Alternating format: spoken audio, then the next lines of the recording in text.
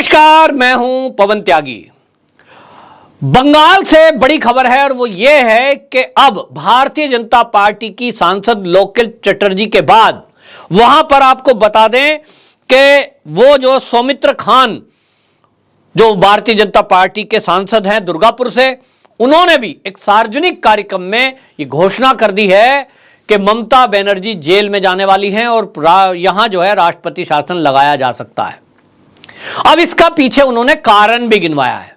उन्होंने कहा है कि मैं जो कह रहा हूं कि ममता बनर्जी भी जेल जाएंगी, उसके पीछे का एक कारण यह है कि पश्चिम बंगाल के अंदर जितने भी घोटाले हो रहे हैं उसमें जो पैसे हैं वो ममता बनर्जी तक जा रहे हैं उनके भतीजे के थ्रू।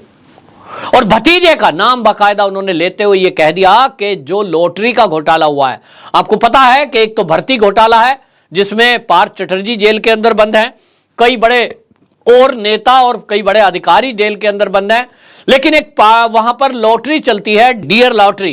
ये जो डियर लॉटरी है, इस डियर लॉटरी को लेकर के एक खुलासा हुआ था कि डियर लॉटरी में अनियमितता करके पश्चिम बंगाल के कुछ नेताओं को पैसे दिए गए और यह पैसा करोड़ों में था।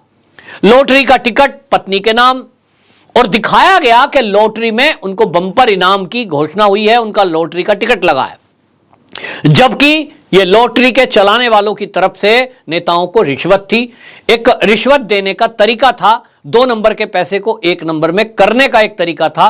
और यह कहा जा रहा है कि ये जो डियर लॉटरी चलाने वाले लोग हैं, इससे कटमनी के रूप में जो आरोप लगाया है सौमित्र खान ने, वो ये कह रहे हैं कि ये पैसा जो ममता बनर्जी के भतीजे हैं अभिषेक बनर्जी, इन तक जाता है और फिर वो पैसा पार्टी के लिए इकट्ठा किया जा रहा है, 2024 के चुनाव लड़ने के लिए ममता बनर्जी तक जाता है। अगर सौमित्र खान के आरोपों में सच्चाई है तो ये जान लीजिए कि डियर लॉटरी का अब खुलासा होने जा रहा है, क्योंकि उसकी कंप्लेंट बाकायदा भारतीय जनता पार्टी के विपक्ष के नेता शुभेंदु अधिकारी ने गृह मंत्रालय को लिखित में दी है। अब उसकी जांच होगी।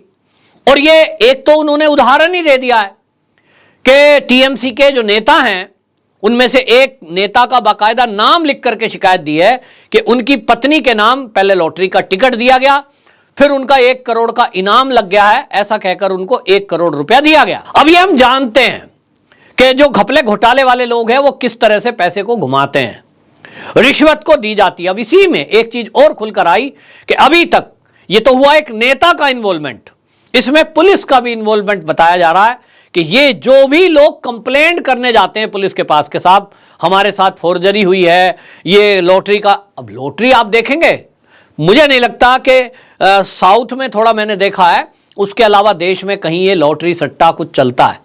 बहुत सारे लोगों के घर बर्बाद हो गए लॉटरी में।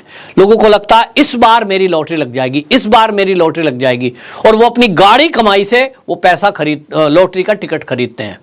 कई बार लालच में आदमी अपने वेतन का अधिकांश भाग लॉटरी के टिकट में लगा देता है। घर में बच्चे भूखे, डिप्रेशन में, और वो लॉटरी में पैसा खर्च कर रहा है, उसको लगता है लॉटरी लगेगी। लेकिन अगर लॉटरी लगाने में बेईमानी की जाए और उस टिकट में जो आप सुबह अखबार पलट रहे हैं कि साहब मेरा नंबर लगा के नहीं, वो पता लगा के वो वाइज है और बायस में आप नेताओं को पैसा बांट रहे हैं, फिर गरीब आदमी के हक में कहां से आएगा पैसा? हाँ, छोटा मोटा इनाम दे दो, 100, 500, 1000 वाला, ताकि आपका प्रचार चलता रहे कि हाँ भाई गरीब आदमी में भी, आम आदमी में भी किसी की लॉटरी लगती है। ये हर लॉटरी चलाने वाले लोग करते हैं, क्योंकि कभी भी एक गरीब आदमी करोड़पति नहीं बनता, हमने तो नहीं देखा। लॉटरी संचालक जरूर अरबपति खरबपति बनते देखे गए हैं। तो ये जो घोटाला है ये गरीब जनता की गाढ़ी कमाई से है। और इसलिए अगर लोकेट चटर्जी, अगर शुभेंदु अधिकारी और अब सौमित्र खान इस आरोप को लगा रहे हैं तो निश्चित जानिए कि इसमें कुछ ना कुछ तो है। और जब इसके तार खुलेंगे तो जैसा सौमित्र खान दावा कर रहे हैं कि इसमें ममता बनर्जी भी इन्वॉल्व है, तो देखा जाएगा, क्योंकि पार्टी की प्रमुख हैं और वो राज्य की मुखिया भी हैं, उनकी जिम्मेदारी बनती है कि वो सारे मामलों को देखें जो जनता से जुड़े हुए हैं और जो कंप्लेंट है। लेकिन अगर ये ममता बनर्जी कहती हैं कि इससे हमारा कोई लेना देना नहीं है और हम तो पाक साफ हैं, इसके अलावा भी फिर क्या राष्ट्रपति शासन लगाने का कोई मुद्दा हो सकता है? कोई ऐसा कारण है या बन सकता है कल को कि ममता बनर्जी जेल जाएं, वहां राष्ट्रपति शासन लगे? तो ममता बनर्जी के ही बयानों को अगर देखें, उन्होंने फिर से एक बयान दिया है और वो रोज जो है चुनावी सभाओं में ये बोल रही हैं कि ये जो केंद्र की भारतीय जनता पार्टी सरकार है, ये 2024 के लोकसभा चुनाव जीतने के लिए एक मुद्दा लेकर के आ रही है, CAA और NRC। तो वो कहती हैं कि ये मुद्दा है चुनावी और मैं इसको इस कम से कम पश्चिम बंगाल में लागू नहीं होने दूंगी। तो अब आप समझिए, केंद्र से टकराव का मुद्दा यही एक बनता दिखाई दे रहा है, क्योंकि जब दोनों सदनों से, भारत की संसद से एक कोई नियम पास हो गया और राष्ट्रपति जी के हस्ताक्षर हो गए, कानून बन गया, तो किसी की हिम्मत नहीं है कि उसको इंप्लीमेंट होने से रोक सके। हां, यह हमारे संविधान में लिखा है कि यदि कोई भी व्यक्ति कानून में बाधा बने, उनको इंप्लीमेंट होने में बाधा बने, उसके विरुद्ध कुछ बोले, तो उस पर देशद्रोह की धाराओं में केस दर्ज हो सकता है। यदि ऐसा हुआ कि ममता बनर्जी उस CAA NRC को लागू करने में अड़ंगा बनी और वो एक CM होते हुए संवैधानिक पद पर हैं, उन्होंने बाकायदा संविधान की शपथ ली है कि मैं बिना राग और द्वेष के, बिना पक्षपात के संविधान की शपथ लेती हूं कि मैं विधि के द्वारा तय किए हुए सारे संविधान को आस्था रखूंगी और इस पर पालन करूंगी। तो अगर वो उस शपथ को तोड़ती हैं, जो उन्होंने मुख्यमंत्री पद की शपथ ली है, तो निश्चित जानिए कि शपथ तोड़ने का मतलब है जेल। सरकार को जो काम करना है, केंद्र को जो करना है वो करना है। वो किसी राज्य के मुख्यमंत्री के कहने से ना तो रुकती है ना तो झुकती है। बहुत सारे राज्यों ने प्रस्ताव तक पास कर दिए अपने सदन से और उसको केंद्र को भेज दिया कि साहब हमारे राज्य में तो हम लागू करेंगे नहीं। तो इसका मतलब तो यह हुआ कि कल को यदि केंद्र को जरूरत महसूस होती है कि कोई देश हित में ऐसा फैसला ले कि भाई हमें आक्रमण करना है, किसी देश की सीमा से पार जाना है और हमको वहां हमला करना है, और ये अगर पूछा जाए तो सब कहें साहब हम तो तैयार नहीं है, हम तो अपने यहाँ आने नहीं देंगे सेना को। ऐसा थोड़ी चलता है। देश संविधान से चलता है और संविधान में अधिकार जो दिए हैं वो केंद्र सरकार के कुछ अधिकार है, राज्य के कुछ अधिकार है। तो राज्य के लिए जो कानून है वो राज्य में लागू होता है और जो केंद्र का कानून है वो केंद्र सरकार पूरे देश में लागू कर सकती है। केंद्र सरकार को जो अधिकार दिए हैं, राष्ट्रपति शासन लगाने का अधिकार इसी कंडीशन में लगाया जाता है कि जब कहीं लॉ एंड ऑर्डर की सिचुएशन राज्य के काबू से बाहर हो जाए, देश की सुरक्षा का मुद्दा हो या संविधान पर कोई ऐसा प्रहार होने लगे कि कोई लॉ एंड ऑर्डर कानून बना है उसको इंप्लीमेंट करने में राज्य सरकार विफल है, तब राष्ट्रपति शासन लगाने के लिए केंद्र सरकार बाध्य है। तो लोकेट चटर्जी हो या शुभेंदु अधिकारी हो या अब सौमित्रा खान हो, इनके जो बयान आ रहे हैं वो केवल हवा में नहीं है, इसके पीछे एक तथ्य दिखाई दे रहा है। हां, इसमें एक रास्ता है। यदि ममता दीदी इन बयानों को देना बंद करें और वो इसके विपरीत उल्टा बयान दें कि केंद्र सरकार जो कानून लेकर आ रही है CAA और NRC वो हमारे देश के मुस्लिमों के नुकसान में नहीं है, वो केवल 3 देशों के हिंदुओं को, बौद्ध को, जैन को, दलितों को वो नागरिकता देने का कानून है। NRC जो है वो एक रजिस्टर के अंदर देश के नागरिकों का नाम दर्ज होने की प्रक्रिया है जो दुनिया के हर देश में होती है। तो मैं भी इसमें केंद्र सरकार का सहयोग करूंगी। यदि दीदी ने ऐसा करना शुरू किया और ऐसा बयान देना शुरू किया, तब कोई कारण केंद्र के पास नहीं रहेगा कि वो पश्चिम बंगाल में राष्ट्रपति शासन लगाने का विचार करे। और दीदी यदि टकराव के मूड में है और उनको लगता है कि वो मोदी जी से जीत सकती हैं, तो ये उनकी भूल होगी, क्योंकि मोदी जी की पिछली हिस्ट्री उठाकर ममता दीदी को पढ़ लेना चाहिए। कोई कल्पना नहीं कर सकता था कि धारा 370 हट सकती है। इसमें तो इंटरनेशनल मैटर भी था।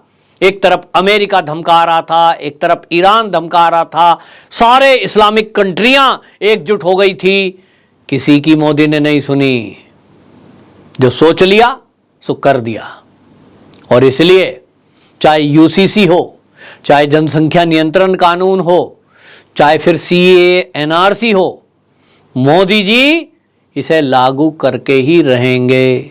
ममता दीदी माने या ना माने, आराम से मान जाएंगी प्यार से। तो मोदी जी प्यार से डील करना जानते हैं, कितने प्यार से दीदी दीदी पुकारते हैं, आपने सुना होगा, ओ दीदी, इतना प्यारा कोई भैया बोलता है। लेकिन हां, अगर टकराव की बात दीदी करेंगी तो मोदी जी बिना बोले एक्शन लेने के आदी हैं, बोलते नहीं हैं, काम करते हैं। और उनका काम करने वाले जो भारतीय जनता पार्टी में मोदी जी के हनुमान कहे जाते हैं, वो हैं अमित शाह जी, जो इस काम के लिए जाने जाते हैं कि वो भी बोलते नहीं हैं, एक्शन लेते हैं। और उनके एक्शन का बाद में पता लगता है कि भाई अरे ये तो एक्शन हो गया। तो दीदी कम से कम इन दो राम हनुमान से पंगा ना ले। और तीसरा इनके पीछे जो आ रहा है ना, वो 24 के बाद, वो है योगी जी, वो राम जी के वंशज हैं, ठीक है ना। तो बड़ा मुश्किल है दीदी के लिए कि वो इस तरह की बातें और बयान देकर भाजपा को डरा सकें, मोदी को डरा सकें। लेकिन जिस तरह से पश्चिम बंगाल से खबरें आ रही हैं और भारतीय जनता पार्टी के नेता दावा कर रहे हैं कि वहां ममता दीदी जेल जाएंगी और राष्ट्रपति शासन लगेगा, उनके पीछे उनका आधार यही है कि वो दीदी की आदत को जानते हैं कि दीदी भी जिद्दी है, सुनती नहीं है। और कम से कम उनके पीछे जो लोग हैं वो उनको इस बात के लिए उकसा रहे हैं कि आप यहां दंगा फसाद कराओ, माहौल खराब कराओ, क्योंकि बहुत बड़ी संख्या में वहां रोहिंग्या और बांग्लादेशी घुसपैठिए वो अपना घर इस कदर कर चुके हैं कि राजनीति में और पुलिस में उनका हस्तक्षेप चलता है, क्योंकि वो बड़े पैमाने पर अवैध धंधे करते हैं और उसमें कटमनी ऊपर तक जाती है। अब कितना ऊपर जाती है ये तो जांच एजेंसियां तय करेंगी, लेकिन उनका हस्तक्षेप इतना है कि वो दीदी को देश हित के फैसले भी नहीं करने दे रहे हैं, ऐसा सूत्रों का कहना है। बहरहाल देखना होगा। जो सौमित्र खान ने दावा किया है, जो लोकेट चटर्जी का दावा है, जो शुभेंदु अधिकारी का दावा है कि दीदी जेल जाएंगी और राष्ट्रपति शासन लगेगा, जो मेरे सूत्र हैं उनके अनुसार भी ऐसा हो सकता है। और जैसा मैंने बताया, कब कब किन किन कंडीशन में हो सकता है। दीदी मान लेंगी तो कुछ नहीं होगा, नहीं मानेंगी तो होना तय है। आपकी क्या राय है? आप में से बहुत सारे हमारे दर्शक पश्चिम बंगाल में रहते हैं, पश्चिम बंगाल की राजनीति को समझते हैं, ममता दीदी को भी समझते हैं और मोदी जी को भी समझते हैं। आपकी क्या राय है? आप जरूर कमेंट बॉक्स में लिखें ताकि हमें भी पता चले कि आप क्या समझते हैं। वंदे मातरम।